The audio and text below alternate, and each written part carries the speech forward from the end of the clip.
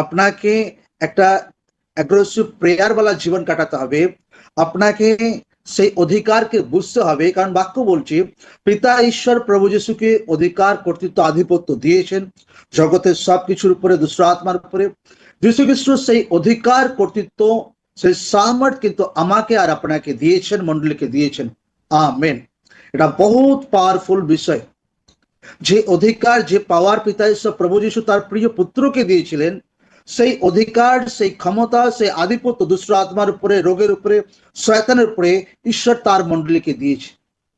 ঈশ্বর আপনাকে দিয়েছে, ঈশ্বর আমাকে দিয়েছে। এখন কি আপনাকে সেটাকে ব্যবহার করতে শিখতে হবে, ব্যবহার করতে জানতে হবে।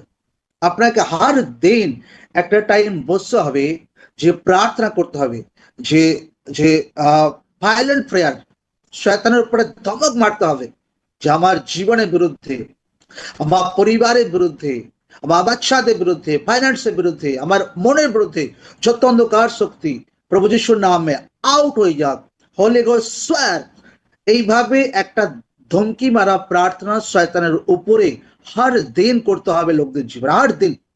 হর দিন লোকরা যখন প্রার্থনায় বসে, তো কিছু টাইম এই অধিকারের প্রার্থনা লোকরা প্রয়োগ করুক। হর দিন যখন প্রার্থনাতে বসে, যখন সকালে বসে, কিছু টাইম শয়তানের উপরে অধিকার প্রার্থনা লোকরা করুক।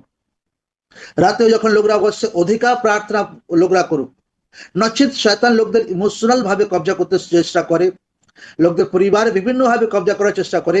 কিন্তু যখন আপনি অধিকারের সহিত প্রার্থনাতে ধমকি মারছেন শয়তানকে, যে हर तरह की डिप्रेशन আমার জীবন থেকে দূর হোক, हर तरह की পাপের আত্মা আমার পরিবার থেকে দূর হোক, हर तरह के रोग আমার পরিবার থেকে দূর হোক প্রভু যিশুর নামে, हर तरह की অভাব আমার পরিবার থেকে দূর হোক প্রভু যিশুর নামে। হোলি গোস্ট সোয়ার। তো শয়তানকে যেতে বাধ্য, কারণ শয়তান অধিকারকে চেনে, শয়তান অথরিটিকে চেনে, শয়তান ঈশ্বরের পাওয়ারকে চেনে। আপনাকে ঈশ্বরের পাওয়ার দেখাতে হবে শয়তানকে।